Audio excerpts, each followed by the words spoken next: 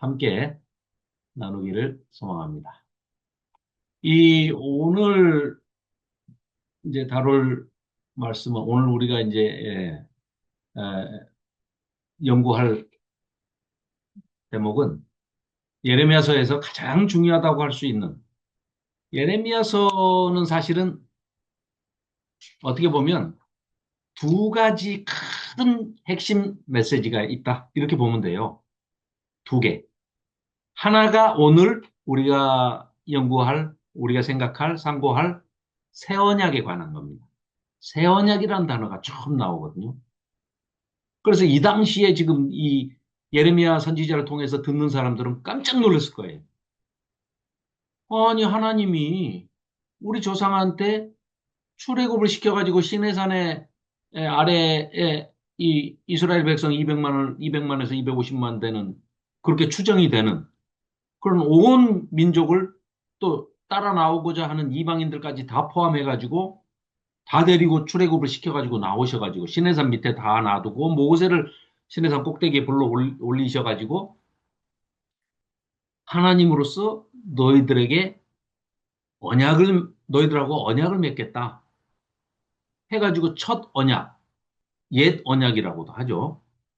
그걸 지금 우리가 3,500년이 지난 다음에 우리가 구약, 한자로 옛 언약 내지는 첫 언약이니까 구약 이렇게 얘기하고 오늘 이 에레미야 선지자에게 즉 2,500년, 2,600년쯤 전에 예레미야를 통해서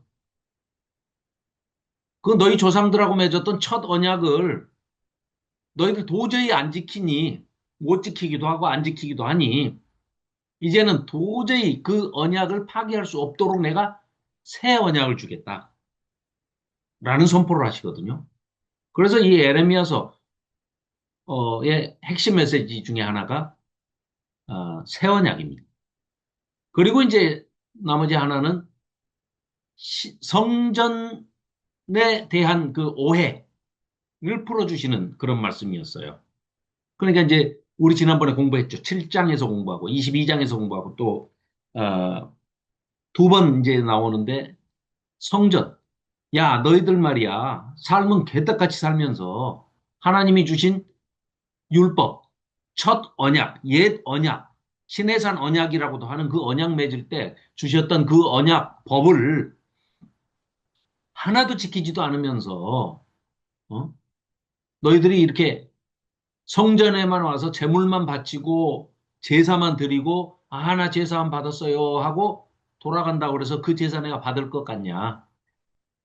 성전 신앙 그거 다 쓸데없는 것이고 사기다 사기.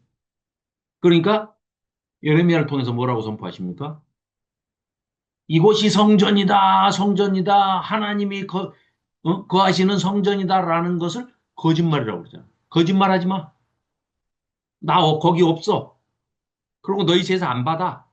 그럼 너희들 제사만 드렸다고 그래서 그 기계적으로 어떤 장소에 모여가지고 예배만 드렸다고 그래서 그게 야 너희 성전 어디를 성경에 찾아봐라. 내가 또 하나님이 하신 말씀 중에 선지자를 통했던 뭐 환상을 통했던 계시를 통했던 말씀을 통했건 간에 성경 어디에도 너희들 주일날 일요일날 10시 11시에 모여가지고 나한테 막 찬양하고 찬송하고 기도하고 뭐 띵가띵가 막 이렇게 하고 설교하고 막 이 뭐 예배 그런 구원받는다고? 그런 얘기 나 한 적이 없다. 그거 거짓말이다, 거짓말. 여호와의 성전이라 성전이라 하는 거짓말을 당장 그만둬라. 이 두 가지 메시지가 사실은 예레미야서의 핵심입니다. 그러다 보면 예레미야를 통해서 새 언약을 맺으신다는 것은 어마어마하게 중요한 얘기죠. 어떻게 보면 구약 전체의 뼈대 중에 하나라고 볼 수가 있습니다. 그래서 오늘은 30장부터 지난주에 이어서 지지난주에 이어서 이제 30장부터 31, 32, 33장까지 어떤 내용이 새 언약이고 새 언약은 도대체 뭐냐? 어떻게 하는 게 새 언약이고 내용은 어떻게 되며 그 새 언약을 누구랑 맺으시며 그 대상은 누구며 하는 이런 내용들을 한번 쭉 살펴보고자 합니다. 그래서 사실 그 뭐, 어, 원래 이제 다 아는 내용이지만 늘 그래도 잊어버려요. 그러니까 또 우리가 이렇게 공부할 때마다 은혜도 받고 그러죠. 잊어버리니까 은혜를 받는 거죠. 늘 처음 듣는 얘기처럼. 저도 늘 공부하면서도 늘 새로운 것이 눈에 보이기 때문에 참 이 망각의 은혜를 베풀어 주셔서 감사합니다. 하죠. 자, 그래서 29장까지는 지지난주에 이제 우리 살펴봤듯이 바벨론에 포로 잡혀간 사람들. 그렇죠? 예. 그때 포로 잡혀갔던 여호야긴 왕 때 포로 잡혀갔던 사람들. 대표가 이제 그때 뭐 에스겔도 같이 포로 잡혀갔죠. 포로 잡혀가 있는 사람들에게 바벨론 포로지에다가 이제 편지를 보냈었지 않습니까? 그러니까 다 모여서 읽었는데 거기서 또 거꾸로 편지가 하나 왔는데 스마야라는 그 거짓 선지자 이 못된 놈이 또 뭐라고 써서 보냈습니까? 우리 지난번에 살펴봤지만 제발 예레미야 같은 저런 거짓 선지자를 감옥에 투옥시켜라, 집어넣어라 하고 막 이랬잖아요. 그러니까 너 스마야, 너 같은 놈은 어떻게 돼? 하나님께서 또 응답하시잖아요. 예레미야한테. 저런 놈 내가 보낸 적이 없다, 야. 어? 그리고 니들은 분명히 때가 차면 다시 하나님이 약속하신 땅, 가나안 땅에 돌아가게 해주시겠다. 그러나 저 거짓 선지자들이 얘기하듯이 2년? 아니야. 70년. 그러니까 너희 대가 막 바뀌어. 2대, 3대 이렇게 바뀌니까 그러지 말고 너희들은 포로 잡혀간 너희들은 아예 포로지에서 정착해서 살 것이고 그 나라가 평안해야 너희가 평안하니 기분은 나쁘겠지만 바벨론을 위해서 기도해라. 그래야 너희들이 그 바벨론의 포로 잡혀가서 거기서 평안할 것이다. 그리고 거기서 아예 밭을 일구고 포도원도 짓고 그렇게 해서 거기서 살아라. 그러다가 70년이 되면 기한이 차면 하나님께서 안전하게 안녕하게 너희들을 다시 회복시켜서 돌아오게 하시겠다 하는 그런 이제 이야기가 29장에 있었고 이제 그 회복의 약속의 내용이 어떤 것인지 이제 그거를 설명해 주는 내용이 바로 이제 이 새 언약의 내용이면서 30장부터 소개가 되는 것입니다. 자, 그래서 거짓 선지자들 대표적인 게 뭐 에레미야를 아주 에레미야 하나밖에 없죠. 참 선지자는 그 뭐 엄청나게 고난과 핍박을 받지 않습니까? 우리가 알다시피. 자, 그래서 이제 거기에 대한 거짓 선지자들이 바스훌 대표, 뭐 바스훌, 하나냐는 뭐 얼마나 뭐 아주 은혜롭게 거짓말을 하는지 예레미야도 아멘, 제발 그렇게 됐으면 좋겠다, 야. 하나님이 제발 그랬으면 좋겠다. 달콤하고 아주 좋은 얘기만 하니까 그랬던 하나냐가 있고요. 아합, 시드기야, 또 스마야, 우리 지난번에 살펴봤던 이런 거짓 선지자들이 20장, 28장, 29장에 아주 계속해서 나오죠. 자, 오늘 30장부터 살펴보겠습니다. 내용이 굉장히 쉽고 은혜롭습니다. 지난번에 화요 목회자 모임에서 이제 그 화요 강좌에서 그런 말씀을 하시더라고요. 김명주 목사님께서 난 몰랐어요. 우리 예레미야 뭐 워낙 유명한 본문이고 그러니까 뭐 이거 우리 목포 강좌까지 뭐 들으시겠나. 그리고 워낙 우리가 길게 하고 있잖아요. 뭐 한 주에 해봐야 두세 장밖에 안 하는데 이걸 다 들으셨나 봐요. 그래가지고 너무 좋다고 이런 버전이 있는지도 몰랐고 이렇게 읽고 설명하고 또 이렇게 편집을 해가지고 하니까 너무 좋다. 그런데 나는 공부는 안 할 테니까 당신이 공부 많이 해가지고 당신이 많이 해서 올려라. 그럼 나는 듣기만 하겠다. 이렇게 또 칭찬도 해주시더라고요. 그래서 이 목사님들도 이런 내용을 이제 쉽게 생각하시니까 목사님들 늘 생각하시는 게 그거잖아요. 어떻게 하면 성도님들한테 쉽게 전달을 할까? 이제 그게 목표니까. 그래서 그래도 조호연 집사님께서 아주 강하게 컴플레인을 하셔가지고 제가 또 회개하고 다시 쉬운 거를 찾다 보니까 그래도 이렇게 에, 많이 이제 다듬어지고 그랬던 것 같아요. 역시 뭐 하여간 감사합니다. 자, 이제 나눠보겠습니다. 1장입니다. 30장 1절. 30장입니다. 30장 1절. 북왕국이 멸망하고, 북왕국은 뭐 BC 722년, 721년 그 어간에 이제 멸망을 하죠. 아수르에 이제 멸망을 하죠. 그런데 100여 년 정도가 지나서, 그러면 언제겠어요? 600년대 초겠죠. 720년에 이제 721년에 멸망했다 그러면은 북이스라엘이 그때 멸망했지만 그 북이스라엘을 멸망시켰던 아수르가 아주 초대 강국이었는데 그 강국도 100년쯤 지나니까 612년에 아수르의 수도 니느웨가 메디아하고 바벨론 그 연합군에게 멸망당해 버립니다. 한 100년쯤 지나니까. 그럼 지금 여기 예레미야가 활동하던 이제 이 시대에 남유다는 586년에 이제 멸망을 하니까 아직 멸망하기 전이잖아요. 그러니까 이제 그 북왕국이 북이스라엘을 멸망시켰던 대제국 아수르도 헤헤이 북왕국 멸망시키고 나서 100년쯤 지나니까 지들도 멸망당하네 바벨론한테 이걸 지켜본 거죠. 그러니까 별거 없네. 그러면서 아수르도 멸망하니까 남왕국의 남유다 백성에게는 새로운 민족적인 이제 애국심이 막 솟아나온 거예요. 그것들도 별거 아니네. 뭐 이러면서 북이스라엘 멸망시켰던 아수르도 멸망하네. 이런 거예요. 이때 여호와께서 이런 이제 역사적인 배경을 깔고 자기 백성 남유다 백성들에게 포로에서 해방시켜 주겠다고. 아직 포로는 안 잡혀갔는데 포로 잡혀가도 너희들을 해방시켜 줄 거야. 예레미야에게 말씀을 하셨다는 거죠. 곧 이스라엘의 하나님 여호와께서 예레미야에게 이런 사명을 주셨습니다. 너는 지금은 이제 1차 포로 잡혀간 거죠. 그래서 이제 너는 지금 내가 하나님이 예레미야에게 하시는 모든 위로의 말을 기록해서 책으로 따로 독립되게 써라. 책으로 쓴다는 의미는 뭐겠습니까? 예언자의 예언이, 선지자의 예언이 책에 기록된 것은 변화가 없다. 불변이다. 무조건 그 책에 아주 그냥 딱 기록된 대로 하나님이 행하실 것이다. 만일에 그거 안 되면 큰일 나잖아요. 하나님 면이 완전히 깎이는 거죠. 그럴 일이 있을 수가 없는 거죠. 그래서 아주 그냥 확실하게 위로를 해주시는 그런 내용이죠.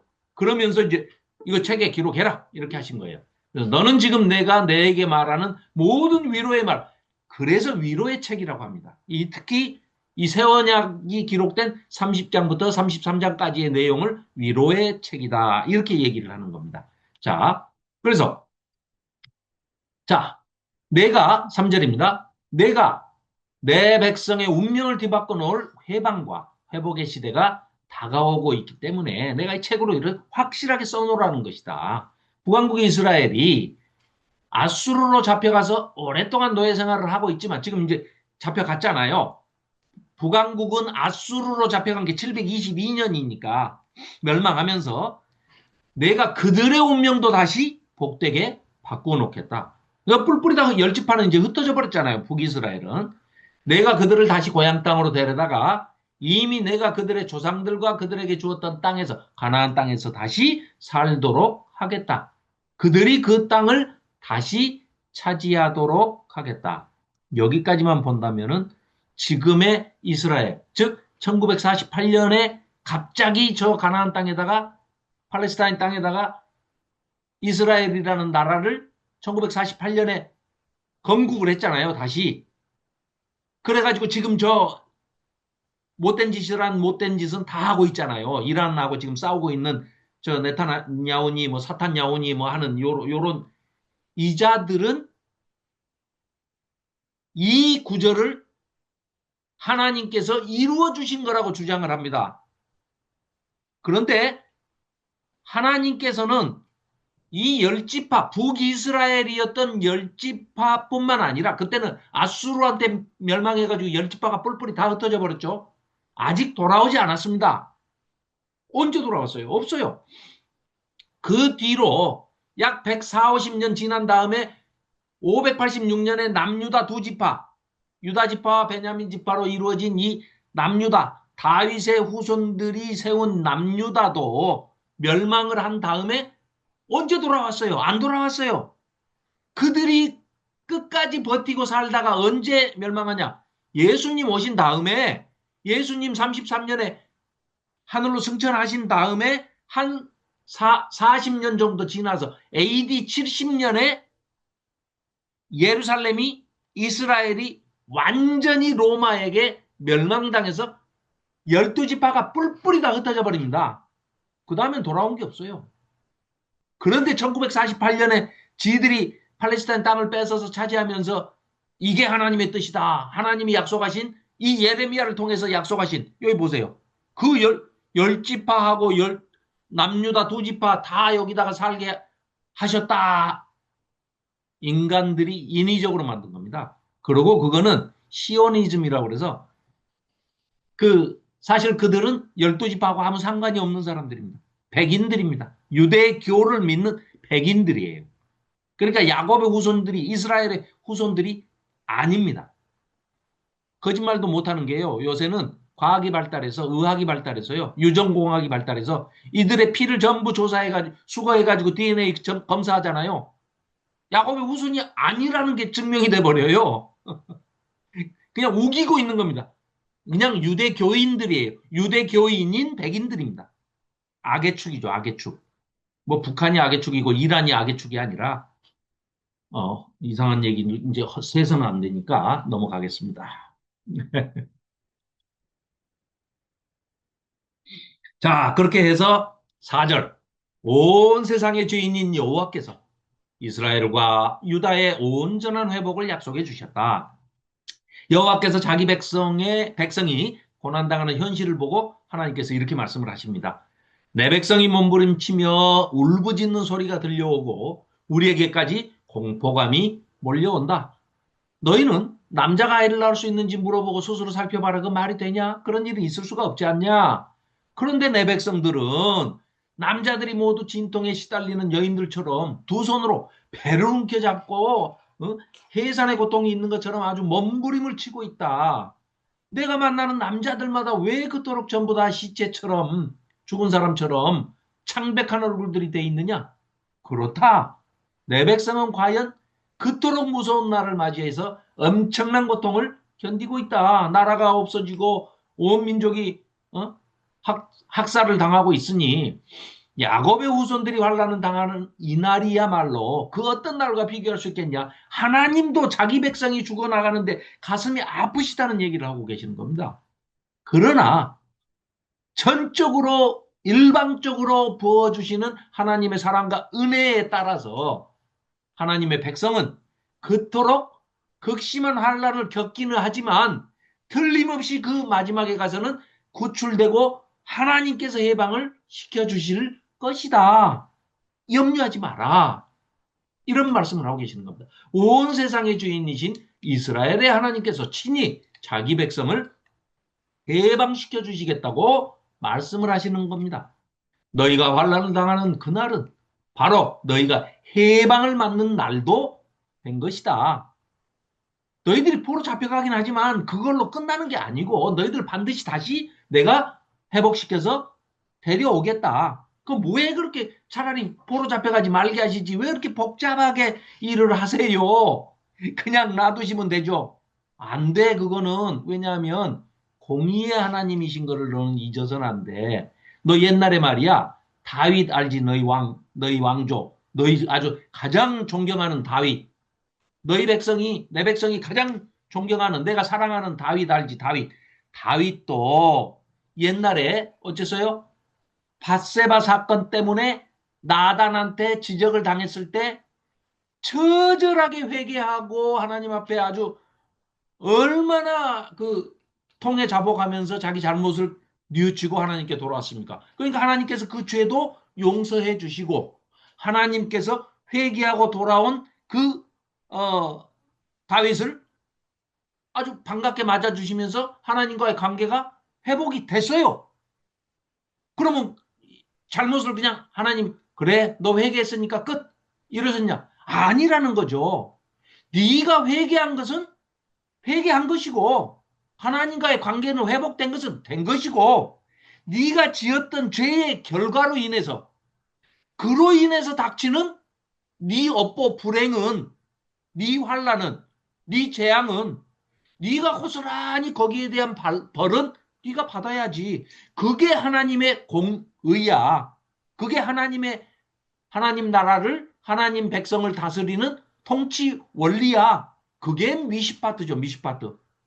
우리가 공의와 의와 인애와 헤세드와 미시파트, 체다카 계속 얘기했지 않습니까? 이 세 가지, 이 세 가지가 처음부터 끝까지, 성경 처음부터 끝까지가 한 단어로 얘기하면 사랑이지만 그 사랑 헤세드지만 헤세드 안에서 헤세드와 같은 자리를 차지하는 게 공의입니다. 그 공의 속에는 하나님께서 원하시는 약자를 배려하고 나보다 힘이 없는 사람들은 무조건 힘 있는 사람이 섬기고 도와야 한다.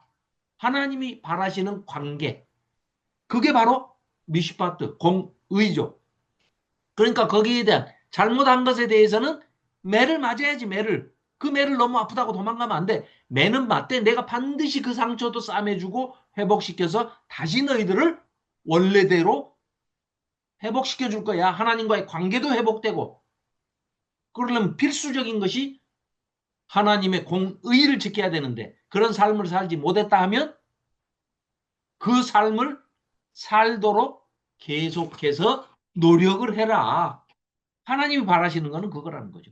그래서 너희가 환난 당하는 날이 해방을 맞는 날인데 그 과정을 하나님은 소중히 여기신다는 거죠.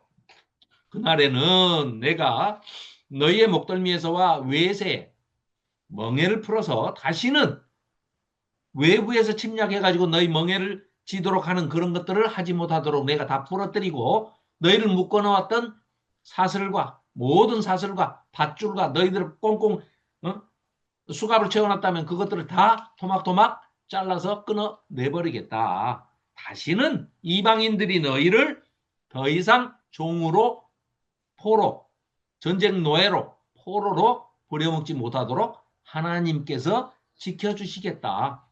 이런 말씀입니다. 그러면 우리 포로 안 잡혀가야죠. 이제 그 말은 하지 말아라. 너희가 잘못했기 때문에 포로로 잡혀간 것이다.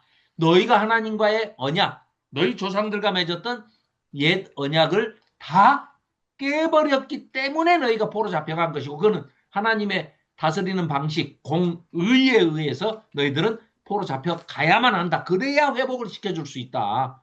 그거 없이는 안 된다. 간단한 원리죠. 원리는. 자, 9절. 그러면 너희가 나만을 너희의 주님으로 섬기며 내가 다윗의 후손 가운데서 왕으로 세우는 사람만을 너희의 왕으로 섬길 것이다. 그러므로 야곱의 후손들아 너희는 이제 두려워하지 말아라. 너희는 이미 나의 보호를 받고 있다. 하나님의 보호를 받고 있다는 거죠. 하나님 품 안에 있다는 거예요. 너희 이스라엘 백성아 너희는 무서워하거나 낙담하지 말아라. 너희가 지금 자식들과 함께 먼 나라로 포로로 잡혀가지고 끌려가서 포로로 잡혀있긴 하지만 그 먼 나라에서도 성전에만 계시는 게 아니고 아예 그 먼 나라 포로 잡혀가 있는 바벨론 땅에도 내가 직접 가서 너희들과 함께 있다가 너희들을 데리고 또 거기서 옛날에 출애굽 하듯이 출 바벨론 하겠다. 이런 얘기입니다. 그래서 그 먼 나라에서도 내가 직접 너희를 데리고 나오겠다. 바벨론에서. 너희는 이제 고향 땅으로 가나안 땅으로 돌아와서 외세의 압박이나 위험도 없이 안전하고 평화롭게 살아가게 될 것이다. 내가 온 세상의 주인으로서 너희와 함께 있으면서 언제나 너희를 도와줄 것이다. 왜? 내 언약 백성이니까. 너희가 잠깐 말을 안 들을 수는 있어. 그러면 매를 맞을 수도 있어. 그럼 그 징계를 달게 받고 회개하고 하나님께로 돌아오기만 해라. 제발 돌아와라. 그러면 내가 너희와 함께 하겠다. 내가 전에는 너희를 세계 만방에 흩어버리고 쫓아내서 삼지사방으로 흩어놓았으나 이제는 그 모든 백성을 멸망시키고 그 외세 너희들 괴롭혔던 모든 백성을 다 멸망시키고 너희를 해방시켜 데리고 나오겠다. 내가 너희를 무섭게 심판은 하였으나 그거는 너희들이 잘못을 하고 하나님께 죄를 지었기 때문에 그런 것이지 하나님 아닌 것을 하나님이라고 하면서 우상을 섬기면서 자기 자녀를 불태워서 죽여가지고 바치는 그런 악한 이방신들을 신이라고 모시면서 너희들이 사는 그런 악을 더 이상 못하게 하기 위해서 너희들을 때리는 거야. 그러니까 심판은 하셨지만 그게 끝장내는 심판이 아니라 너희들 정신 차리라고 한 거야. 너희 죄값을 치른 거지. 결코 너희를 멸망시키고 너희가 망해서 없어지는 걸 하나님은 결코 원치 않으신다. 너희가 범죄했을 때 우리 그 가지고 있는 성경 한번 보십시오. 30장 30장에서 핵심은 지금 바로 이 대목이거든요. 10장, 30장 10절, 11절. 여러분들 개역개정 한번 보세요. 30장 10절, 11절을 보시면 11절에 제가 여기 개역개정을 읽어볼게요. 이는 여호와의 말씀이라. 내가 너와 함께 있어 너를 구원할 것이라. 너를 흩었던 그 모든 이방을 내가 멸망시키리라. 그럴지라도 너만은 멸망시키지 아니하리라. 그러나 내가 법에 따라 거기 형광펜 있으시면 표시해 놓으십시오. 법에 따라. 엄청나게 이거는 이 개역 개정에서도 굉장히 번역을 잘 해놓은 겁니다. 법에 따라. 이거를 지금 여기 현대어 성경에서는 뭐라고 얘기했냐면 11절 방금 그거 이제 끝까지 읽을게요. 법에 따라 너를 징계할 것이요 결코 너를 무죄한 자로만 여기지는 않을 것이다. 이렇게 지금 하셨잖아요. 이 내용이 무슨 내용이냐? 결론부터 말씀드리면 이 법에 따라가 미시파트예요. 히브리어 원어를 보면 공의, 하나님의 법에 따라. 즉 하나님이 자기 백성을 아니면 하나님의 나라를 다스리는 통치 원리다 그 말이에요. 미시파트가 공의가 공의로 다스리시니까 법에 따라 하신다는 겁니다. 그래서 여기 번역에다가 제가 이걸 같이 지금 우리 현대어 성경에도 요 내용을 제가 지금 이건 넣어놓은 겁니다.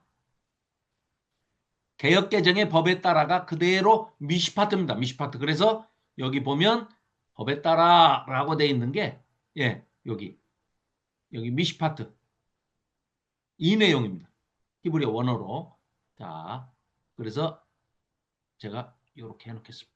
자, 그래서 내가 너희를 무섭게 심판하였으나 결코 너희를 멸망시키지는 않겠다. 너희가 범죄하였을 때 하나님의 법에 따라 미시파트로 내가 너희를 벌하지 않고 그냥 잘못을 했는데도 냅둬버릴 수는 없다. 그래서 그냥 둘 수 없기 때문에 너희를 엄격하게 오히려 자기 자식한테 자기 백성한테 자기 나라에게 하나님이 법에 따라 미시파트 징계하였을 뿐이다. 이거 굉장히 중요한 내용입니다. 이거 30장에 이게 핵심입니다. 핵심. 자, 그래서 여호와께서 예루살렘을 향하여 이렇게 말씀하셨습니다. 너는 무서운 징계를 받았고 죽을 수밖에 없는 상처를 입었다. 네 병을 고쳐줄 의사는 아무도 없다. 네 썩어 들어가는 상처에는 아무리 좋은 약을 사용해도 소용이 없다. 네 상처는 아무도 더 이상 고칠 수 없는 중병이다. 네 정부들도 이제는 모조리 너를 잊어버렸고 이제 죽어가는 내 불쌍한 목숨을 위해서 염려해 주지도 않는다.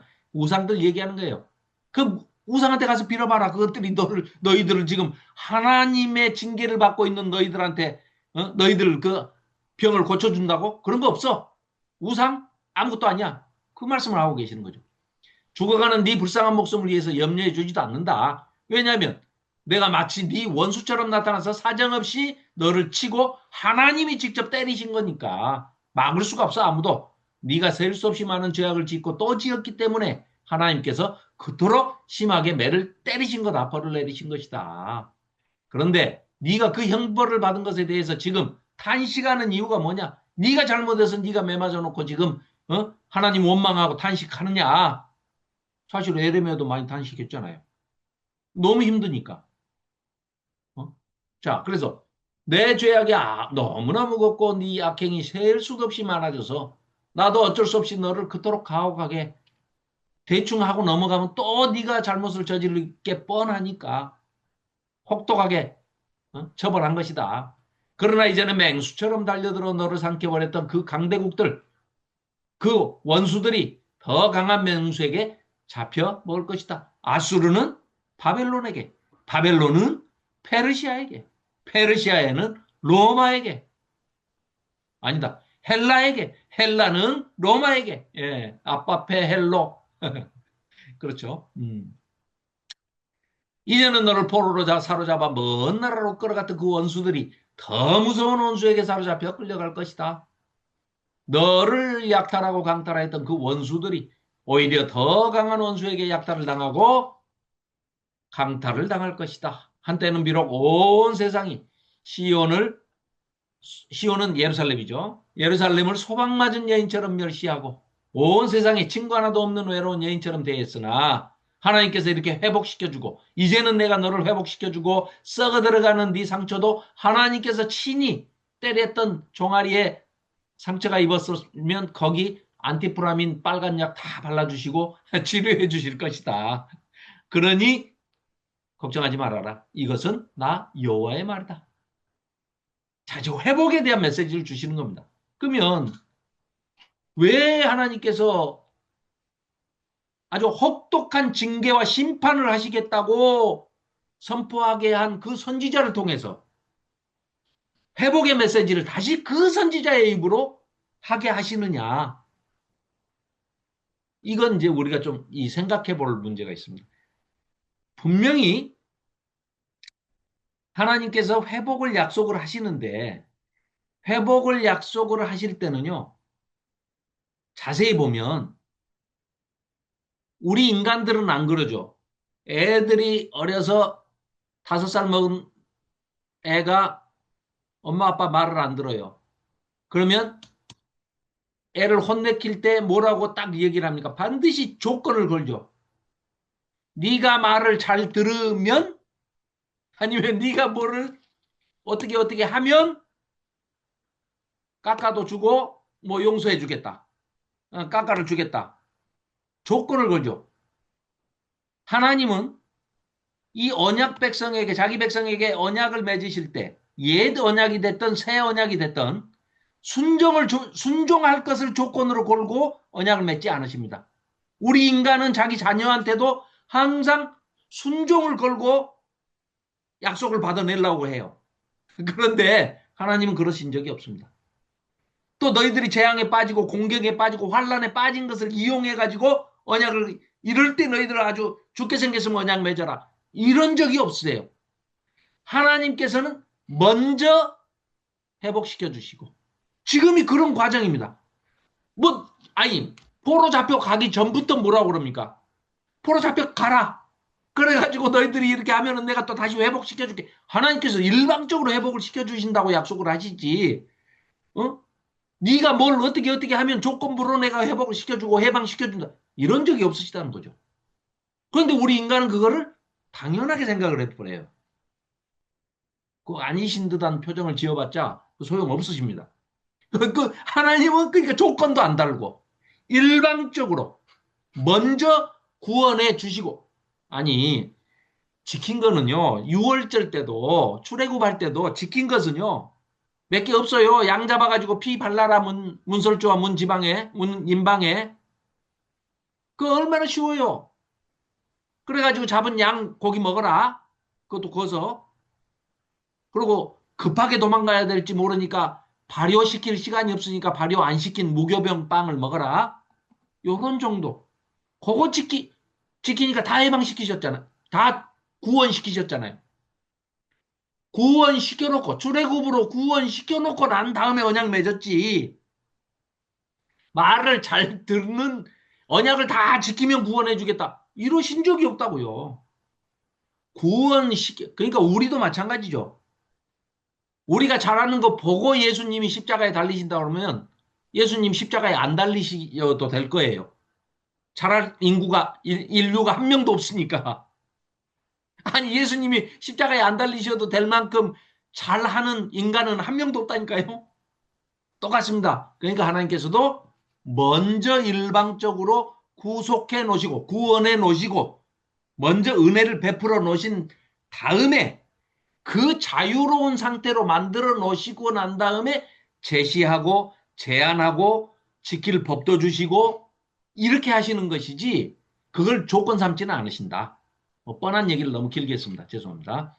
자, 18절입니다. 내가 야곱의 후손들을 불쌍히 여기며 그들의 운명을 다시 바꾸어 놓아 번창하도록 도와주겠다. 폐허의 무수한 잿더미 위에 아름다운 성읍들이 세워지고 왕궁도 다시 옛자리에 세워지도록 하겠다. 내 백성이 슬픔을 잊고 다시 웃으며 감사의 찬미를 부르도록 하겠다. 내 백성이 다시 번창하여 더 이상 그들의 수가 줄어들지 않도록 하겠다. 이 세상에서 더 이상 아무도 멸시할 수 없도록 내가 그들을 지극히 영예스럽게 높여주겠다. 그러면 내 백성의 나라가 옛날과 같이 부흥될 것이다.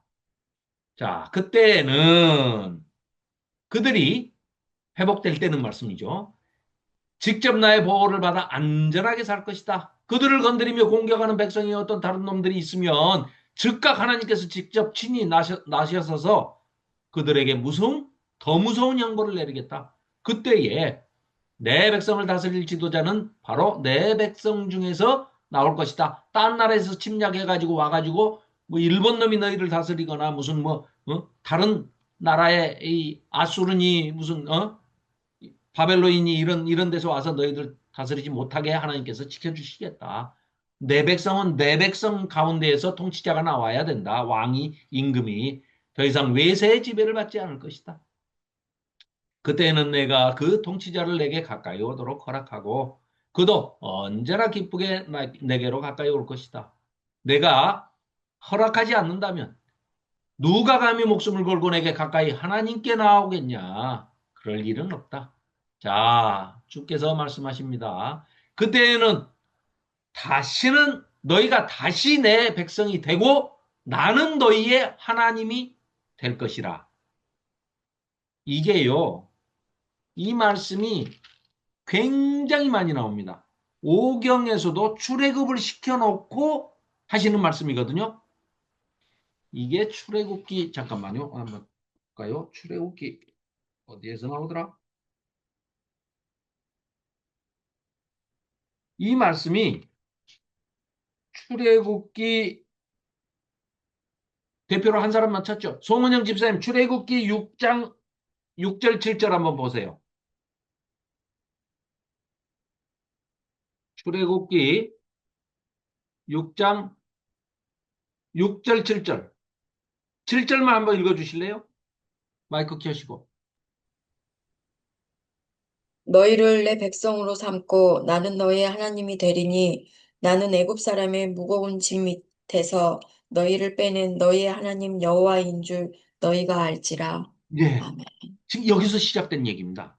출애굽기에서 지금 애굽에서 이집트에서 다 죽어 없어질 멸절될 위기에 처해 있는 자기 백성을 일방적으로 구원해 내시면서 6절 그러므로 이스라엘 여호와가 말하기를 나는 여호와라 내가 애굽 사람의 무거운 짐 밑에서 너희를 빼내 가지고 그들의 노예에게서 너희를 건지며 편팔과 여러 큰 10가지 재앙의 심판으로서 너희를 속량하여 구속하여 구원하여 너희를 내 백성으로 삼고 나는 너희의 하나님이 되리니 이게 지금 예레미야에 다시 나오고 있는 얘기가 30장 22절 말씀이에요.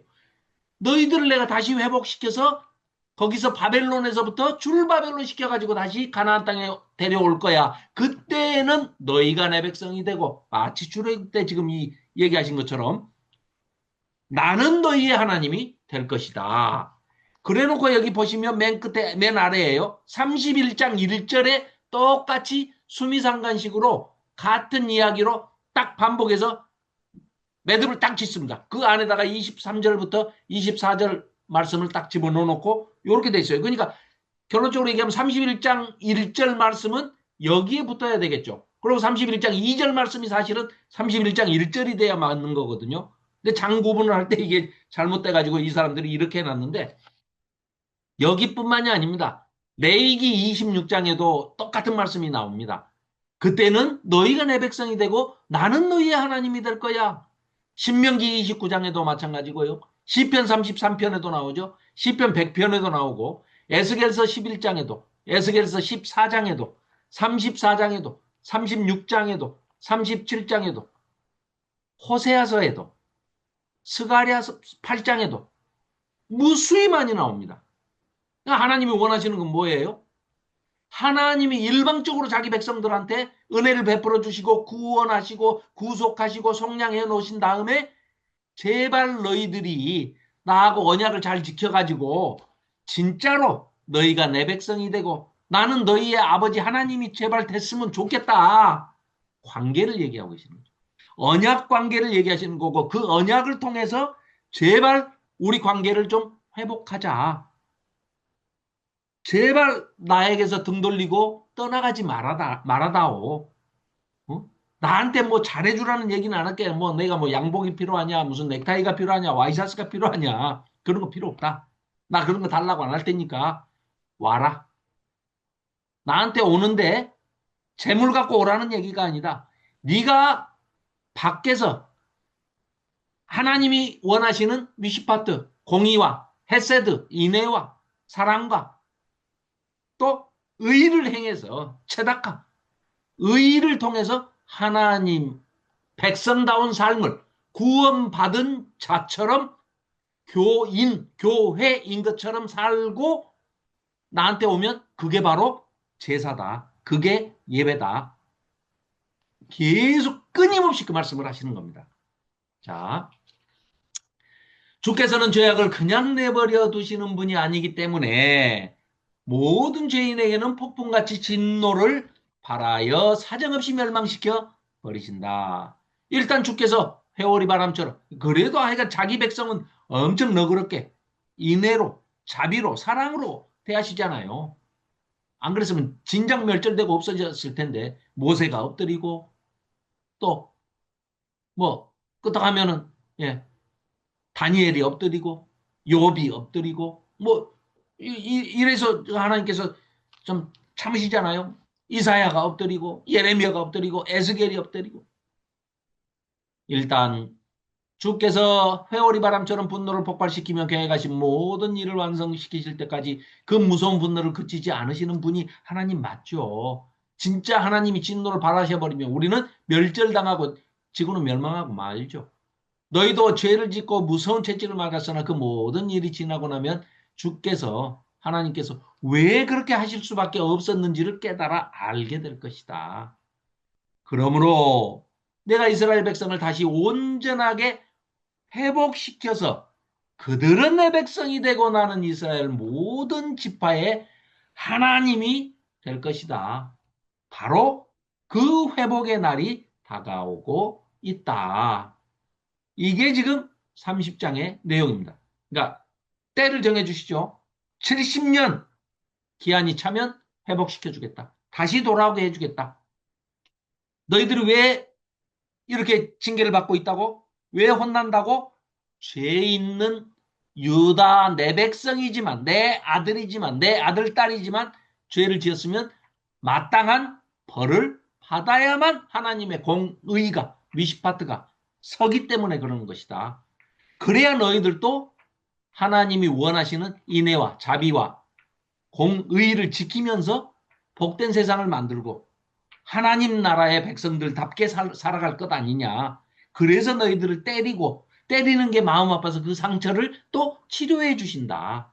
그래서 언젠가는 너희들이 다시 고향 땅으로 가나안 땅으로 돌아온다는 것을 희망의 약속을 주시는 내용이 30장입니다. 그럼 31장에서 이제 드디어 새 언약을 세우겠다. 새 언약의 체결에 대해서 말씀을 하시는 겁니다. 자, 31장 2절입니다. 여호와께서 말씀하셨다. 내가 내 백성을 무섭게 처벌하여 온 세상에 흩어놓았으나 이제는 내가 그들을 불쌍하게 여긴다. 북이스라엘도 지금 열 지파가 진작 아수르에게 멸망당해가지고 없어져 버렸죠. 전쟁을 피하여 사막을 헤매는 자들이라도 내가 모두 모아서 데려오겠다. 이스라엘은 이제 다시 포로 생활에서 벗어나 고향 땅으로 가나안 땅으로 돌아올 것이다. 그들도 이제는 고향 땅에서 평안하게 살 것이다. 그런데 때가 차야 된다. 언제? 70년. 여호와께서 시온산에서 그러니까 지금 출애굽했을 때는 광야에서 40년이었잖아요. 그러고도 실패하고 가나안 땅에 들어가서 실패했기 때문에 이제 고난의 기간이 더 길어졌죠. 그래서 지금 바벨론에 잡혀가서는 포로로 70년입니다. 그거 하나님이 정하신 거예요. 그래서 그들도 이제는 고향에서 이제 편안하게 돌아오면 살게 될 거야. 여호와께서 시온산에서 떠나 멀리 자기 백성을 예루살렘 성을 버려버리시고 지금 바벨론의 그발 강가에 모여 있는 자기 백성들, 이스라엘 백성들, 포로 잡혀온 그 포로 공동체가 있는 그 거주지에 찾아오신 겁니다. 자기 백성을 찾아오셨다. 주께서 다시 자기 백성에게 사랑을 나타내셨다. 나는 늘 너를 사랑하였다. 하나님이 사랑하지 않아서 너를 때린 게 아니시다. 나는 맨 첫날이나 오늘이나 똑같이 언제든지 변함없는 너에게 변함없는 사랑을 지니고 있고 지금도 똑같아. 내 사랑하는 처녀 이스라엘아. 하나님이 이스라엘 자기 백성들을 향해서 예루살렘을 얘기할 때 처녀 딸, 처녀 딸 이스라엘아. 처녀 내 백성 이스라엘아. 예루살렘 성도 딸로 이렇게 은유해서 비유해서 이 설명을 하십니다. 나는 너와 다시 한번 사랑의 역사를 시작하겠다. 내가 내 성읍들을 다시 세우고 너에게 다시 한번 새로운 기회를 제공해 주겠다. 너는 이제 포로 생활의 슬픔을 잊어버리고 다시 네 소고 조그만 부 소고를 들고 나와서 춤을 추며 빙글빙글 돌아가거라. 이스라엘 백성들아 너희는 다시 사마리아에서 이미 망해버린 북이스라엘의 수도 사마리아 성에서 산마가 포도원을 만들고 포도나무를 심어라. 다시는 이방인들이 그 열매를 다 따먹을까봐 겁내지 말아라. 너희가 심고 너희가 그 열매를 따먹을 것이다. 자기가 심어놓고 포로 잡혀가가지고 자기는 그 열매를 따먹지도 못하는 이제 그런 비극은 없을 것이다. 너희가 심고 너희가 그 열매를 따먹게 될 거야. 에브라임 산에서 이제 에브라임 뭐 북이스라엘을 은유적으로 얘기하는 거죠. 파수꾼들이 이제 우리가 이제 시온산으로 올라가 우리의 하나님 여호와 앞으로 나아가자라고 외치. 북이스라엘 사람들이 자 남쪽에 있는 예루살렘에 있는 하나님의 성전이 있는 예루살렘 시온산으로 가서 우리가 하나님 앞에 나아갑시다. 하나님 앞에 나아가자는 것은 예배 드리러 간다는 얘기죠. 제사 드리러 간다는 얘기죠. 그럴 날이 멀지 않았구나. 여호와께서 분명히 이렇게 말씀하셨습니다. 예루살렘의 성전에 모여 잔치를 벌이는 거룩한 하나님의 백성들 공동체여. 너희는 환호성을 지르며 야곱의 후손이 된 것을 기뻐하여라. 야곱은 세계 만민 가운데서 첫째가는 백성을 낳았으니 너희는 이제 야곱을 위하여 노래하며 환호성을 외쳐라. 주께서 우리를 살려주셨다 만세하고 할렐루야를 외치며 이 소식을 온 세계에 퍼뜨려라. 주께서 살아남은 자기 백성을 모두 해방시켜 주셨다 하고 온 세상에 알려라. 그렇다. 온 세상의 주인인 내가 직접 그들을 북녘의 모든 나라에서 데리고 나오며 땅 끝까지 찾아다니며 그들을 모아 놓겠다. 나는 맹인과 쩔뚝발이 임산부와 산모도 남겨두지 않고 다 데려오겠다. 네가 이렇게 모든 사람을 데려오면 그들도 엄청난 무리를 이루고 모두 고향 땅으로 돌아올 것이다. 그들이 고향 산천을 떠날 때는 슬프게 울면서 떠나갔지만 이제는 그들이 내 위로를 받으며 하나님의 위로를 받으며 기쁘게 웃고 환호성을 외치면서 할렐루야를 외치며 돌아오게 될 것이다. 나는 그들을 좋은 길로 인도하여 한 사람도 넘어지지 않게 하고 고국 산천 중에서도 물이 좋은 시냇가에 데려다 놓겠다. 나는 언제나 이스라엘의 아버지가 되고 에브라임은 나의 맏아들이 되기 때문이다. 세계 만민아 너희는 이제 여호와께서 너희에게 하시는 말씀을 듣고 이 소식을 아득히 먼 섬에까지 다 알려라. 나는 이스라엘을 세계 만방으로 흩어놓았던 하나님 여호와다. 바로 내가 이제는 내 백성들을 다시 모아놓겠다. 목자가 자기 양떼를 지켜주듯이 나도 내 백성 이스라엘을 양떼처럼 지켜주겠다. 온 세상의 주인인 내가 여호와 하나님께서 야곱의 후손들을 해방시키며 이 세계에서 가장 힘센 사람의 손아귀에서 그들을 빼내 주겠다. 완전 소망의 메시지죠. 포로민들이 돌아온다. 그러면 그들이 고국으로 돌아와서 시온산 꼭대기에서 환호성을 지르며 찬양할 것이다. 그때 내가 그들에게 온갖 선물을 풍성하게 내려주면 그들은 밀곡식과 올리브 기름과 햇 포도주와 양새끼와 송아지를 받고 기뻐할 것이다. 또 그들은 그 모든 선물을 향하여 온 세상에서 강물처럼 몰려갈 것이다. 그들은 거기에 물된 동산처럼 아름답게 번창하고 다시는 시들거나 멸망하지 않을 것이다. 그때에는 처녀들이 기뻐하며 춤을 추고 젊은이와 노인들이 다 함께 즐거워할 것이다. 산들이 이렇게 즐거워하도록 내가 직접 그들을 위로해 주겠다. 내가 그들의 슬픔을 기쁨으로 바꿔놓고 그들의 근심도 환호성으로 변화시켜 주겠다. 슬픔을 다 기쁨으로 바꿔주시겠다는 겁니다. 그때에는 내가 제사장들에게도 재물 중에서 가장 좋은 부분을 떼어주고 내 백성에게도 온갖 선물을 풍성하게 주어 모두가 만족한 인생을 살도록 해주겠다. 내가 온 세상의 주인으로서 그것을 보장해주겠다. 하나님께서 개런티 해주신다는 겁니다. 하나님께서 보장, 보험 들어주시겠다는 겁니다. 그러면 하나님, 인간도 아니고 대통령도 아니고 임금도 아니고 거의 다 인간이잖아요. 인간이 아닌 하나님께서 창조주 되시는 하나님께서 해주신다는데 더 이상 말할 필요가 없죠. 하나님께서 이렇게 소망의 메시지를 주시는 겁니다. 그러시면서 우리의 인간들의 고통과 탄식과 슬픔과 울부짖음, 비통함을 다 알고 계신다고 위로의 메시지도 겸해서 주시는 겁니다, 지금. 자, 라헬. 라헬이 누굽니까? 야곱의 원래 첫 대상자가 야곱이 그 라반의 집에 가가지고 뿅 간 거는 라헬이었죠. 그러니까 라헬과 결혼하고 싶어서 종살이 7년을 했는데 캄캄하게 불 다 꺼버리고 신방에다가 신부라고 그냥 얼굴 다 가리고 들어왔는데 누가 들어왔어요? 언니 레아가 들어왔잖아요. 그리고 날이 새면서 보니까는 어이구 이게 라헬이 아니고 레아야 레아. 팔짝팔짝 뛰니까 어떻게 해요? 그 라반 그러니까 장인 되는 라반이 사기꾼 라반이 뭐라고 그래요? 우리 동네에서는 언니가 먼저 시집가지 언니가 시집을 안 갔는데 동생이 시집 가는 경우는 없어. 그래? 네가 레아를 좋아해? 라헬을 좋아해? 그러면 라헬도 네 부인으로 내가 그래. 둘째 딸 내가 줄게. 대신 너 따블로 14년 종살이에 야곱이 오케이 하잖아요. 그런데 어때요? 라헬은 애가 없잖아요. 예. 요셉과 베냐민을 낳기 전에는 애가 없었어요. 요셉을 주고 그 다음에 베냐민 낳다 죽잖아요. 라헬이. 그 라헬을 지금 들고 와서 얘기를 하는 겁니다. 자, 그 라헬의 슬픔은 이제 우리가 창세기를 읽어본 사람들은 다 알잖아요. 그래서 이제 라헬을 들고 나옵니다. 자, 내 고향 아나돗 근처에 라마에서 울부짖는 소리를 내가 들었다.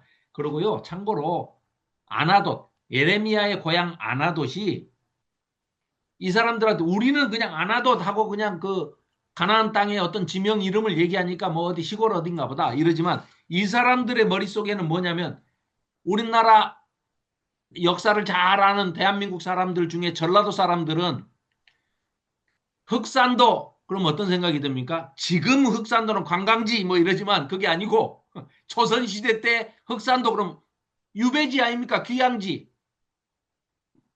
뭐 정약용, 정약전, 자산후보 뭐 영화도 나왔죠? 그 타산 정약용 그 삼형제 그 유명한 사람들 귀양 보내면 어디로 보냅니까? 옛날에는 뭐 완도, 진도 아주 더 중한 범죄자는 흑산도, 아예 흑산도 가다가 죽어라 이거죠. 아니면 제주도 이런 데는 귀양 보내잖아요. 아나돗이 딱 그런 데입니다. 그러니까 이스라엘 사람들이 이 성경을 자기네 말로 쓰여진 성경을 딱 읽으면 귀양지, 흑산도, 제주도, 아나돗 뭐 이런 개념입니다. 그러니까 슬픔 당한 사람들, 아주 억울한 꼴을 당한 사람들, 유배당한 사람들, 뭐 이런 얘기, 이런 개념입니다. 귀양당한 사람, 이런 개념이죠. 그래 이제 그 예레미야의 고향인 아나독 근처의 라마에서 또 거기도 비통한 동네죠. 그래서 요셉과 베냐민의 어머니 라헬, 북왕국을 낳은 어머니 라헬. 왜 그래요? 야곱이 요셉을 장자로 인정하니까 요셉의 아들들 둘한테 두 몫을 주잖아요. 그래서 어떻게 해요? 에브라임과 문하세와 에브라임. 또 장자와 차자를 또 엇바꿔 가지고 야곱이 또 이렇게 장자의 축복을 해주잖아요. 그래서 에브라임, 북왕국을 그래서 에브라임 이렇게 얘기를 하는 겁니다. 그러니까 야곱으로 봐서는 자기 손자의 이름을 그 아버지 반열에 올려가지고 그 상속을 해준 거니까 에브라임이라고 그러죠. 그러니까 북왕국을 에브라임을 낳은 어머니 라헬의 무덤. 사실은 라헬의 손자죠, 손자. 무덤에서 비통하게 울부짖는 소리를 내가 들었다. 라헬이 자식들이 불쌍해서 무덤 속에서도 울고 있다. 자식들이 모두 사라져 버렸기 때문에. 그러니까 에브라임 지파의 그 지파가 되는 북이스라엘이 열 지파가 다 아수르한테 망해가지고 흩어져 버렸기 때문에 라헬이 그 대표로 어머니, 할머니, 라헬의 후손들이라고 보고 그 라헬이 지금 통곡하고 있다. 이런 얘기죠. 자기 후손들이 다 손자, 아들, 손자들이 다 없어져 버렸으니까 모두 사라져 버렸기 때문에 라헬은 어떤 위로의 말도 필요가 없고 들리지도 않고 너무나 비통하고 가슴 아파서 울기만 하고 있다는 거죠. 그러나 그런 라헬도 하나님께서 위로해 주십니다. 뭐라고 위로해 주십니까? 하나님이 위로해 주시는데 라헬아 이제 너는 탄식을 그치고 비통해하지 말고 울음도 그쳐라. 네가 자식들을 헛되게 키운 게 아니야. 그게 결코 아니고 그들이 이제 완전히 멸절돼서 없어져 버린 게 아니고 원수의 나라 아수르에서 고국 산천으로 돌아오게 될 것이다. 그러니 너에게는 희망과 미래가 있지 않냐. 네 자식들이, 네 후손들이, 야곱의 이스라엘의 후손들이 이제 다 가나안 땅으로 돌아오게 될 것이다. 이것은 내가 온 세상의 주인으로서 너에게 하는 약속이야. 그런데 우리가 앞에서도 이제 다뤘지만 사실은 예수님이 오셔가지고 이게 다 해결된 건 아니죠. 그러니까 이미 시작돼서 이런 일들이 예수님 초림 때 시작이 돼서 아직 이루어지지 않은 예수님 재림 때에 가서 완성이 되고 성취가 되는 그 의미와 아직 사이에 있는 거지. 이게 뭐 전혀 이루어지지 않았다. 그리고 뭐 천년왕국 때나 이루어질 것이다. 이렇게 얘기해서는 맞지 않는 얘기라는 거예요. 그러니까 뭐예요? 예수님 초림과 예수님 재림 사이에 이미와 아직 사이에서 지금 이루어져 가고 있는 일이다. 이렇게 해석을 하시는 것이 가장 포괄적으로 다 수용하는 그런 해석이 될 겁니다. 그래서 지금 우리가 이렇게 나누는 얘기들도 성경을 바르게 해석했는지 안 했는지는 우리는 모르죠. 그러니까 이제 우리가 최대한 그 해석에 기록되는 원 목적을 찾아가는 게 우리가 하는 일이니까요. 네. 자, 그래서 18절 탐재기가 여호와께서 말씀하셨습니다. 에브라임 백성이 북이스라엘을 얘기하는 거죠. 이미 망해버린 북이스라엘 100년 전에 망해버렸는데 슬프게 탄식하며 애원하는 소리를 내가 잘 들었다. 여호와여 주께서 저희를 치셨습니다. 저희는 길들지 않은 송아지처럼 고집을 부리다가 매서운 채찍을 맞았습니다. 그러나 이제는 저희가 주께로 돌아가게 용납해 주시옵소서. 저희에게는 주님밖에 돌아갈 곳이 없습니다. 이미 망해버린 북이스라엘을 얘기하는 거예요. 저희는 매를 맞고 뉘우쳤습니다. 포로로 끌려간 다음에야 저희가 깨달았습니다. 주님의 심판을 체험하고 나서야 저희는 가슴을 치며 뉘우치고 뼛속까지 부끄러워하였습니다. 저희가 저지른 모든 죄악 때문에 젊은 시절에 경솔하게 저지른 온갖 부끄러운 행실 때문에 주님의 형벌을 달게 받으며 뉘우쳤습니다. 그래서 돌아오는 탕자를 하나님께서는 따뜻하게 품에 안아주신다는 거죠. 여호와께서 에브라임 백성 이미 망해버린 북이스라엘 열 지파의 그 호소를 듣고 응답해 주십니다. 뭐라고? 내가 에브라임을 그토록 사랑하는 줄을 나도 몰랐다. 나 자신도 몰랐다. 어째서 나는 에브라임을 그토록 사랑하며 잊을 수가 없는가? 나는 그를 책망하고 징계할수록 더욱더 그를 사랑하고 그에 대한 생각을 떨쳐버릴 수가 없구나. 에브라임이 내게 무서운 채찍을 맞고 포로 생활을 하는 것을 생각할 때마다 하나님의 마음은 핏속, 뼛속까지 아프고 오장육부가 내 백성 에브라임을 향하여 끌어오른다. 나는 에브라임을 불쌍히 여기지 않을 수가 없다. 하나님께서 자기 백성을 사랑하시는 마음을 이렇게 토로하시는 겁니다. 그러면서 포로 생활을 하는 내 동족들아, 전에 포로로 끌려갈 때 지나갔던 길을 잘 기억해 보아라. 고향상천으로 돌아오는 길목마다 표지판을 세우고, 왜? 포로 잡혀가면서 왜 표지판을 세워요? 다시 돌아올 때 그거 보고 따라 고향으로 돌아오게. 그리고 고국으로 돌아오는 거리마다 안내판을 세워라. 너희는 이제 포로로 끌려가던 옛길을 거슬러 고향 땅으로 돌아오게 될 것이다. 이스라엘아, 너희는 이제 처녀와 같이 새로운 마음으로 고향에 돌아와 옛날과 같이 새로운 성읍들을 세워라. 고집센 딸과 같이 반항하던 이스라엘아, 너희가 언제까지 더 방황하며 반항할 작정이냐. 옛 생각을 다 버리고 제발 돌아오너라. 나 여호와는 이미 세상에서 완전히 새로운 일을 창조해 놓았다. 지금 새 언약을 소개하기 위해서 계속해서 지금 설명을 하고 계시는 겁니다. 품행이 더럽던 여인도 훌륭한 여주인이 되도록 내가 새로운 일을, 새 일을 행하시기 시작하셨다. 새로운 일을 시작해 놓았다. 선포하시는 겁니다. 온 세상의 주인이신 이스라엘의 하나님 여호와께서 내게 말씀하셨습니다. 뭐라고? 내가 포로로 잡혀갔던 자들을 고향 땅으로 데려올 때는 유다의 운명도 새롭게 바꾸어서 온 세상에서 복된 나라가 되도록 하겠다. 자, 이미 아수르는 이미 북이스라엘은 아수르에게 BC 721년에 망했어요. 멸망하고 열 지파가 다 뿔뿔이 흩어졌어요. 그런데 지금 남유다 사람들이 생각할 때, 자, 남유다가 멸망을 했어요. 586년에 멸망을 하고 그 전에 597년에 1차 포로로 잡혀갔습니다.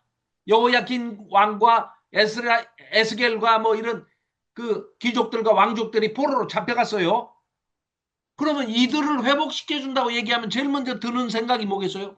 예? 그럼 그 전에 망해갖고 흩어졌던 열 지파는 어떻게 해요? 이 생각이 들 거 아닙니까? 12 형제야.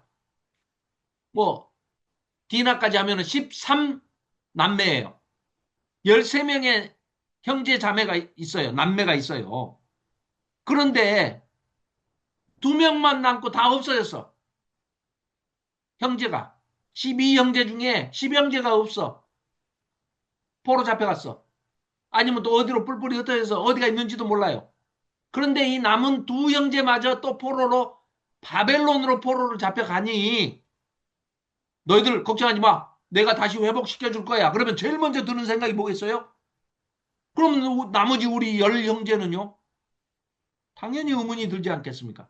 그래서 먼저 그 열 형제들, 북이스라엘, 에브라임, 그래서 라헬까지 데리고 들어와서 라헬을 내가 위로할 거야. 걱정하지 마. 그 열 형제, 북이스라엘에 있던 열 지파도 내가 다 회복시킬 거야. 그 말씀을 하시는 겁니다. 이렇게 길게 위로와 회복의 얘기를 하나님께서 예레미야를 통해서 선포하고 계시는 거죠.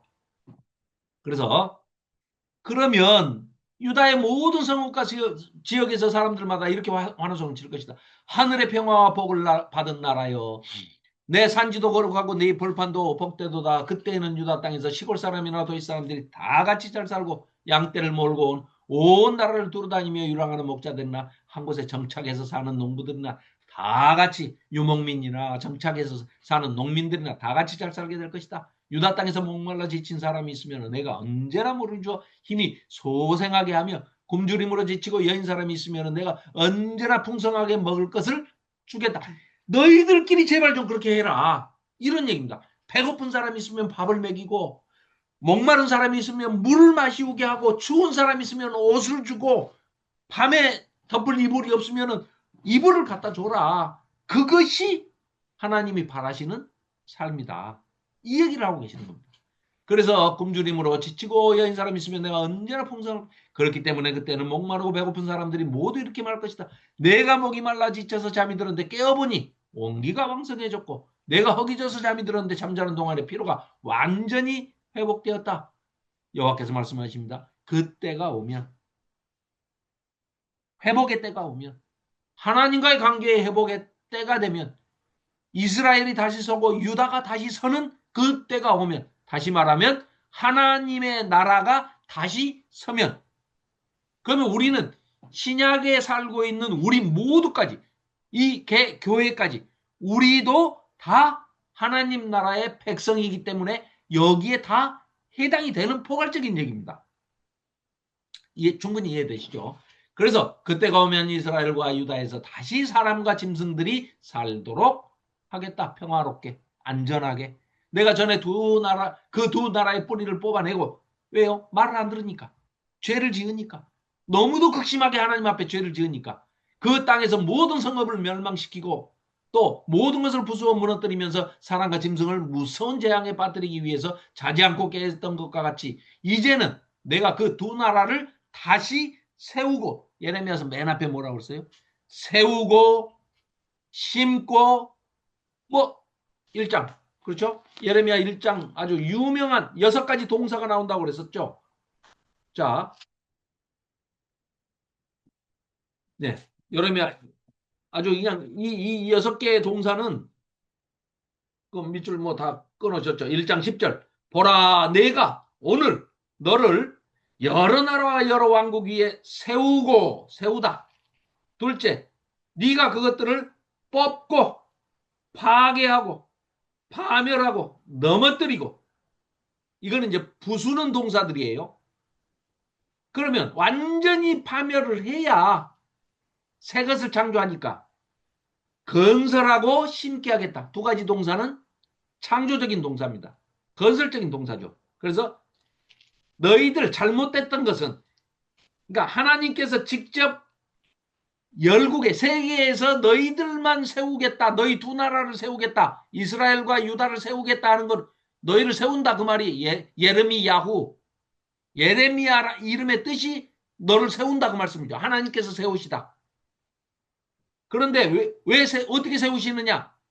지금은 너무나 큰 죄를 지었기 때문에 너희들을 4가지 동사로 뽑아버리겠다는 거예요. 뽑고 파괴하고 파멸하고 넘어뜨린다 이거예요. 그래가지고 완전히 멸망을 시킨 다음에 그 새롭게 다시 그 자리에다가 건설하고 심어서 완벽하게 하나님께서 지금 그 말씀을 강조하시는 겁니다. 여기 31장에서. 그렇죠? 모든 것을 여기 보세요. 28절. 내가 전에 그 두 나라의 뿌리를 뽑아내고 멸망시키고 부수어버리고 무너뜨리고 사람과 짐승을 무서운 재앙에 빠뜨리기 위해서 자지 않고 깨어 있었던 것과 같이 이제는 그러니까 거기다가 1장 10절 예레미야 1장 10절이라고 옆에 빈칸에다 써놓으시면 딱 대조하면서 참고해서 읽으면 되겠죠. 이제는 내가 그 두 나라는 뭐예요? 이스라엘과 북이스라엘과 남유다. 즉 하나님 나라 그러면 우리도 들어가는 거죠. 하나님 나라를 세우고 심기 위해서 주무시지도 졸지도 않으시는 하나님께서 늘 깨어 계시겠다. 29절입니다. 그때가 오면 옛말을 하거나 조상을 타다는 사람도 없어질 것이다. 조상들이 신 포도를 먹어서 자식들의 이가 시다 하는 그런 못된 속담을 말하는 사람도 더 이상은 존재하지 않을 것이다. 그때는 누구나 다 그러니까 조상 탓 이런 거 하지 마. 뭐 교회 탓 아이고 저 교회에 다니는 사람은 무조건 구원받고 이상한 교회 다니는 사람은 구원 못 받고 공동체로 뭐 집단으로 그런 거 없어. 아버지가 목사야 그럼 아들도 자동으로 구원받아 천국에 가 그런 거 없어. 무조건 하나님과는 1대1의 관계. 조상들이 신포도를 먹었는데 무슨 자손들이 이빨이 시단 말이냐. 그런 거 없어. 그건 잘못된 속담이야. 못된 놈들이 만들어낸 거야. 그때는 누구나 개인적인 책임을 깨닫게 될 것이다. 자각할 것이다. 아비가 죄를 지었다고 해서 그 자식이 아무 관계도 없는데 왜 그 자식이 벌을 받느냐? 아니야. 연대 책임은 공동으로 잘못을 했을 때 연대 책임을 받는 것이지, 하나님의 징계나 하나님의 심판이나 하나님의 구원이나 하나님의 속량이나 구속은 1대1의 관계다. 하나님과의 1대1의 관계입니다. 부부지간에도 남편이 너무나 믿음이 좋으니까 아내는 자동으로 천국 갈 거야, 이런 건 없다는 거예요. 그 반대도 없고요. 자녀도 마찬가지입니다. 그 얘기입니다. 그래서 죄를 지은 사람만이 그 책임을 지게 될 것이다. 아버지나 아들 중에서 누구든지 심포도를 먹은 사람만 이가 쉬게 될 것이고, 당연한 얘기죠. 다른 사람은 누구도 저절로 이가 쉬지는 않아. 그 옆에 심포도 먹은 사람 옆에 있었거나 그 사람의 아들이라고 해서 먹지도 않은 심포도 때문에 쉬어질 것이다, 이가 쉬어질, 그런 건 없다. 자, 이제 새 계약을 맺으신다는 말씀을 31장 31절, 그 유명한 예레미야 3.1 숫자도 똑같습니다.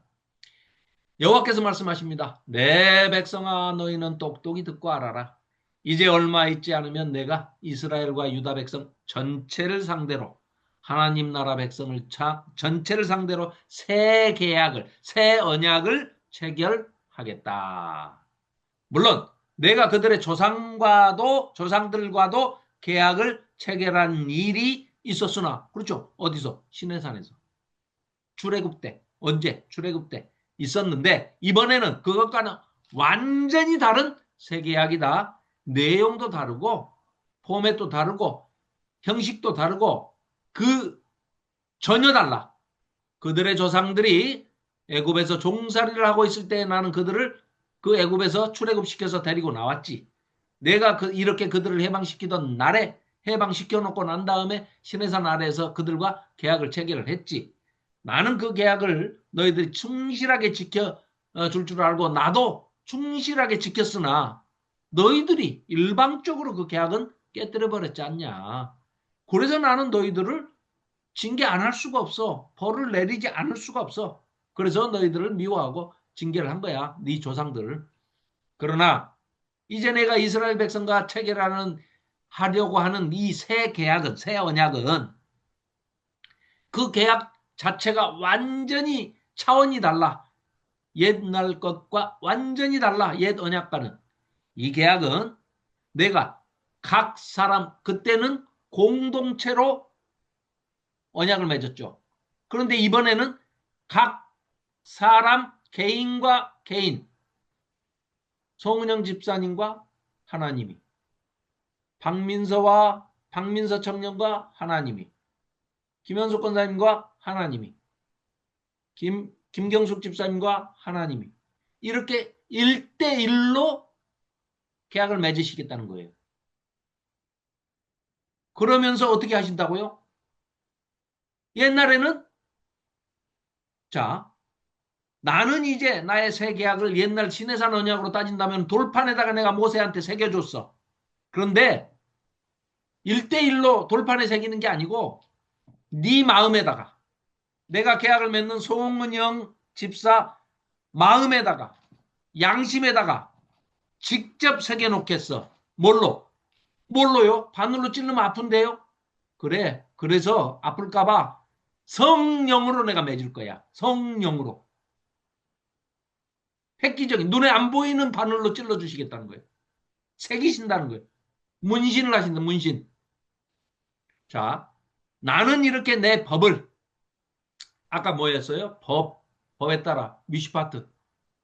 하나님의 공의를, 하나님이 하나님 나라의 백성을 다스리는 통치 원리를 어디다가 심어 놓으신다고요? 양심에다가, 마음 속에다가, 가슴 속에다가, 뭘로요? 성령으로. 성령 하나님으로 각자에게 주어가지고, 그러니까 성령이 거하시는 성전이 내가 되는 거죠. 내가 성전이 되는 거죠. 그래서 그들의 가슴 속에 새겨놓고 그들의 부드러운 살과 빛 속에 넣어주어 나는 그들의 하나님이, 이제는 빼도 박도 못해. 취소도 안 돼. 부부는 이혼하면 되잖아요. 님에다가 점 하나 찍으면 남이라면서요. 유행가 가사도 있잖아요. 그런데 이건 안 돼. 왜? 아들과 아버지는 아버지와 딸은 취소가 안 되잖아요. 취소가 안 돼. 그래서 나는 그들의 하나님이 되고 아버지가 되고 그들은 나의 아들, 딸이 자녀가 되도록 그렇게 만들 거야.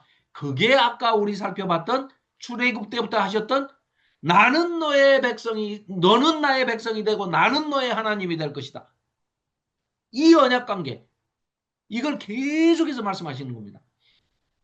그러면 아무도 다른 사람을 훈계할 필요도 없고 법이 이러니 십계명이 어쩌니 저쩌니 이거 다 지켜야 돼. 613조에 뭐 율법이 조문이 있는데 거기다가 막 사람들이 장로들이 만든 유전, 전통 뭐 이런 것까지 막 들먹이면서 11 뭐 11조에 대해서 뭐 또 뭐 안식일에 대해서 안식일 규례가 어떻고 막 책으로 막 어마어마 뭐 미드라시 뭐 아주 그러니까 그런 것들 중에 뭐 하나가 인간들이 만들어낸 겁니다. 탈무드니 뭐 하고 이런 경전이 십계명 그걸 확대한 게 레위기 그걸 확대한 게 613개 조문 해야 된다 말아야 된다.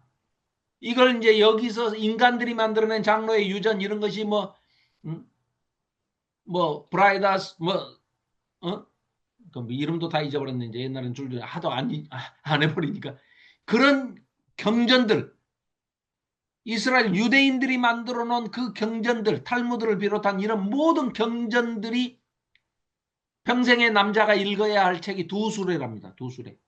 리아가에 가득 실으면 두 리아가에 가득 실어지는 그 책을 읽기만 한 게 아니라 지켜야 된다는 거예요. 예수님 오셔서 뭐라고 그러십니까? 한마디로 다 그런 거 쓰레기다. 바울은 뭐라고 그래요? 배설물, 똥이다 그거. 미친 짓이다. 우리가 속았다. 그런 거 다 필요 없다고 그러시지 않냐? 예수님이 오셔서 법은 하나하나 서로 사랑하라. 하나님 사랑, 이웃 사랑. 딱 이 두 가지로 정리를 하셔버리지 않습니까? 그래서 하나님께서도 내가 성령으로 너희들한테 너희 마음에, 너희 양심에, 너희 가슴에, 너희 영혼에 심어주면 다른 거 필요 없다 이거예요. 성령 하나님께 기도하고 말씀을 네가 직접 읽으면 성령 하나님이 깨닫게 해주시고 알게 해주시고 너를 선한 양심의 발로대로 따라가게 해주신다는 겁니다. 그걸 알면서도 고의로 지속적으로 반복적으로 안 지키는 사람은 어쩔 수 없죠. 지옥 가야죠. 그거 어쩔 수 없는 거예요. 이렇게 다 장치를 해두시겠다는 겁니다. 그러면 다른 사람 훈계할 필요도 없다는 거예요. 아무도 자기 형제에게 너 주님을 알고 너 이렇게 해야 된다 말아야 된다 말할 필요가 없다는 겁니다. 그때는 가장 친한 사람에게 가장 존귀한 사람에 이르기까지 모든 사람이 내가 누구인가를 다 알 것이니까 네가 설명 안 해도 돼. 네가 제일 미워한 사람도 네가 가장 사랑하는 사람도 다 하나님께서 성령을 주셔서 깨닫게 하시면 네가 설명할 필요 없어. 이렇게 모든 사람이 나를 알 때가 오면 나도 모든 인간의 불순종과 반역을 다 용서하고 나에게로 내 언약 백성이 돌아오기만 하면 회개하고 돌아오면 거기에 합당한 벌은 내리시겠지만 회복시켜서 반드시 그 죄를 용서하고 회복시켜서 회개하고 돌아오면 다 용서하신다는 거예요. 네 죄를 내가 잊어버리겠다. 동에서 서가 먼 것처럼 완전히 그냥 나 기억도 안 하겠다. 그래서 네 죄를 다 잊어버리고 너를 용서하고 회복시켜서 네가 내 아들이 되게 하고 내가 너의 아버지가 되게 하겠다. 그걸 어떻게 깨냐 부자간을. 그러니까 네 불순종과 반역 다 용서해 줄 거야. 더 이상은 네가 저질렀던 악행과 허물 내가 기억하지 않고 싹 잊어버릴 거야. 그래가지고 너를 너와 맺은 언약 관계를 회복하게 될 거야. 이것은 내가 온 세상의 주인으로서 하는 말이다. 오늘은 31장까지만 해야 될 것 같습니다.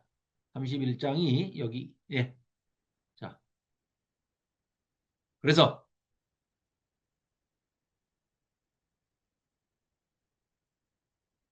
네, 35절. 여호와께서 낮에는 해를 주셔서 빛을 내게 하시고 또 밤에는 달과 별들을 주셔서 빛을 내도록 정해 놓으셨습니다. 주께서는 바다도 뒤흔들어 물결이 춤을 추게 하십니다. 창조주 하나님을 말씀하는 거죠. 이러한 창조주 하나님께서 온 세상의 주인으로서 말씀하십니다. 하늘과 땅의 이러한 질서가 모두 바뀌지 않도록 그 질서를 세우신 분도 하나님이시고 하나님께서 언제나 책임을 지고 보장해 주시는 것과 이 세상 천지 만물이 순리대로 질서 있게 돌아가는 것처럼 보장해 주시는 것과 같이 이스라엘도 앞으로 언제까지나 내 백성으로 살아가며 절대로 멸망하거나 소멸해가지 않도록 내가 책임져 주겠다. 여호와께서 또 한 가지 보장해 주는 말씀을 하십니다. 인간이 하늘의 넓이를 다 측량할 수 없고 땅의 기초를 다 알아낼 수 없는 것과 같이 이스라엘 백성을 사랑하는 내 마음도 그들이 다 헤아리지 못할 것이다. 이스라엘 백성이 아무리 많은 죄를 지었더라도 나는 그들을 내 백성을 버릴 수가 없다. 자, 이 마지막 장입니다. 여호와께서 예루살렘의 재건에 대해서 특별히 이런 말씀을 하십니다. 그때가 오면 예루살렘도 재건되어서 나의 영광을 드러낼 것이다. 그 도성이 내 소유로 재건될 때에는 그 새하늘과 새 땅을 얘기합니다. 거기도 새 예루살렘이 있다고 그러지 않습니까?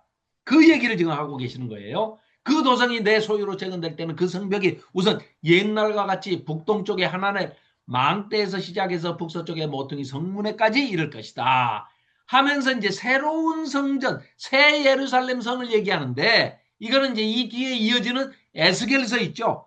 에스겔서에서 굉장히 자세하게 이 성전에 대해서 수치, 치수까지 얘기하면서 설명을 합니다. 그런데 중요한 것은 그것은 설명은 하시지만 그런 새로운 성전, 새 언약을 맺으시고 새로운 지도자를 보내주시고 새로운 성전을 짓게 하시는 것은 하나님께서 우리에게 보여주시는 종말의 때에, 종국사적 종말의 때에 새하늘과 새 땅, 새 예루살렘 성을 소개하시는 거기에 그런 모든 은유적인 표현과 비유적인 표현이 다 담겨있는 그런 표현이지 실제적으로 문자적으로 그렇게 다 하시겠다. 모르죠. 또 그렇게 하실지도 모르겠습니다만은 그러면 서로 상충되는 모순이 되는 얘기들이 너무 많아요. 그래서 이미 자 분명한 것은 예수님이 오신 다음에 예수님이 십자가의 보혈로 이미 이루신 그래서 재림하셔가지고 완전히 성취되실 그 일들에서는